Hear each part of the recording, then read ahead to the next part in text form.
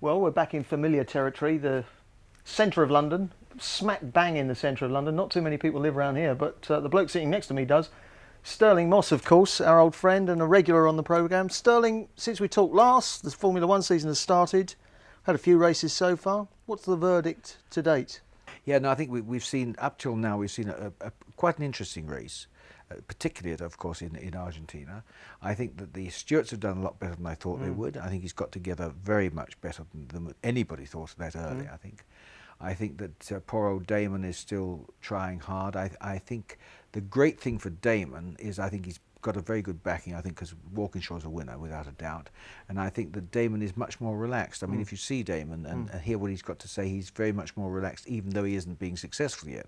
Isn't that because it's all over for Damon and yeah, he's well, just it makes sitting it back easier, and doesn't it? counting the money? Sure. Yeah, but the point is that I think that when the pressure's off him, now we can see his father's type of personality coming forward, which is good, because there's no doubt that Damon was nothing like his father, nothing like the sparkle his father had, and I think now he's beginning to get that sparkle. He's making some very good remarks. I mean, you didn't see this on television, but the Clive James show, which was on TV, of course, was recorded, and Clive turned to the drivers and said, "You must admit, all of you, as a group, that really the man to beat is Schumacher." All of those who agreed put their hands up. Well, nobody did, which was pretty bad. But anyway, he then turned to Damon, you see, and he said, "Well, what do you think makes him so great, Damon?" Damon said, $20 million, which was a good remark, you know. But of course, he couldn't show it. It wasn't on the show because it wasn't that bit was out. But, it's funny. We started off by saying we were going to talk about the season, and the magazines are doing it, the newspapers are doing it. Everybody's still focusing on Damon. To put it into context, during the first 3 races of the season, at least, he hadn't even finished the race. He's qualifying in the bottom half of the field. I find it all a bit embarrassing and a bit sad, actually. I agree, but you see, the point is that it's a good talking point. Damon is a nice bloke. He has not... No, he is. He's a nice bloke, but he hasn't been the sparkling, interesting, slick guy that his dad was. I mean, his father was a very great character. He wasn't a great driver, but a great character. And I think, therefore, and he's English, which of course is important to us, and to sort of follow what he's doing has an interest because of who he is, or who he's the son of, if you like. But he is, after all, I mean, he's still a pretty quick driver.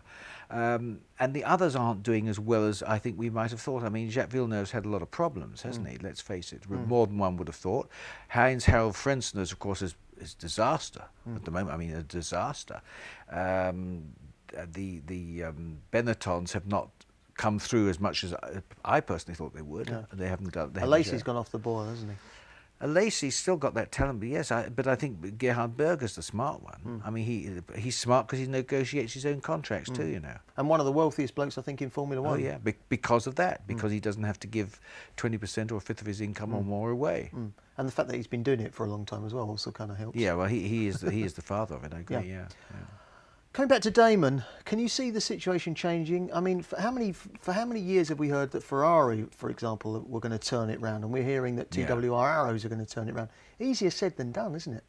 Yeah, but I can't help feeling one has to look at the foundations of the thing, and there's no doubt Tom Walkinshaw is a winner. The things that Tom has done, he's rather like Bernie Eccleston. He's a winner as well, and I think that I think he will turn it round. I really do. I think he's Tom got Walkinshaw talent. being the boss of TWR. TWR, exactly. Yeah, and I think, and there's no doubt in my mind that Damon has got very considerable talent. I don't think he's the best, but he does have a lot of talent, and I think when you put that talent, a relaxed talent, which he's becoming now, together with Tom, I think he'll get it together. Obviously, it's possible the Yamaha engine won't give out the power but it seemed to me that now and again it does go quite quickly. It's the reliability that's the problem, isn't it? At the moment, and there's now talk about perhaps TWR doing some kind of deal with Honda for future seasons. That's one theory I read, and a theory of mine which I haven't read anywhere, but I don't see why it couldn't happen.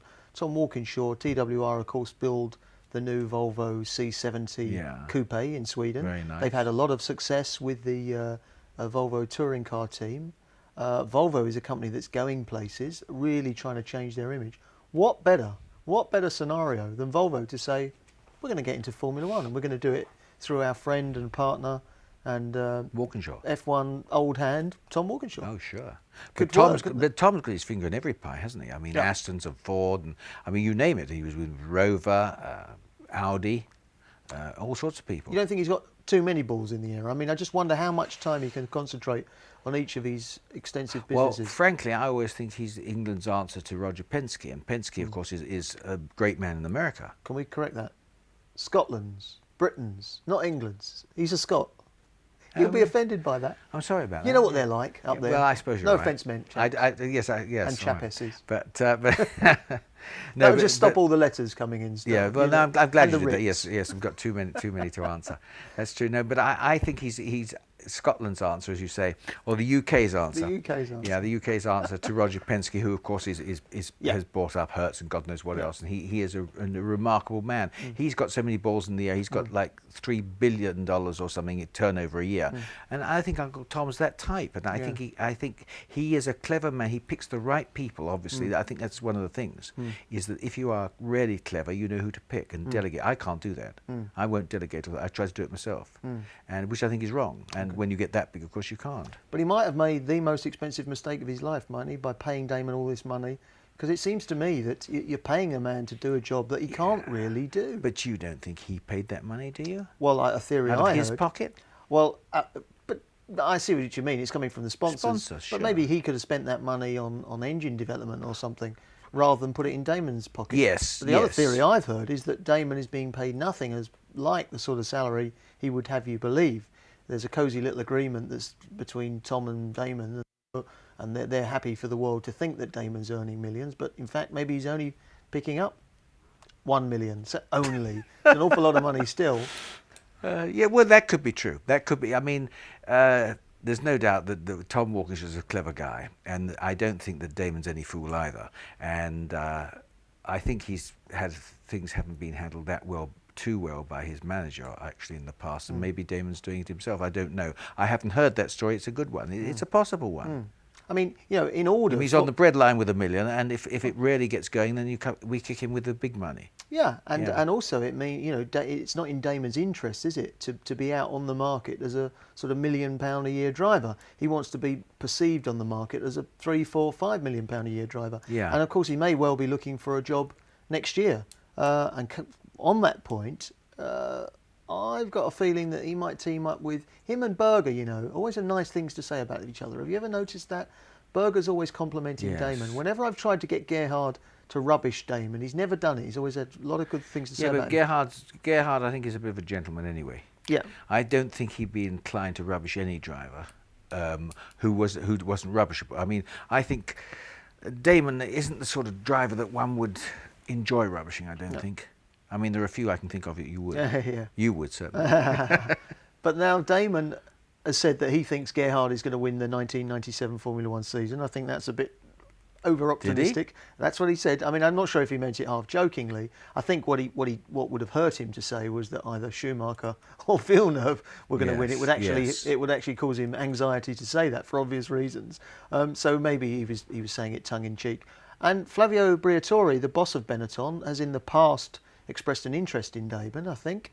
And of course, our old friend Jean Alesi is not exactly doing himself any favours at Benetton. So everything falls into place again, doesn't it?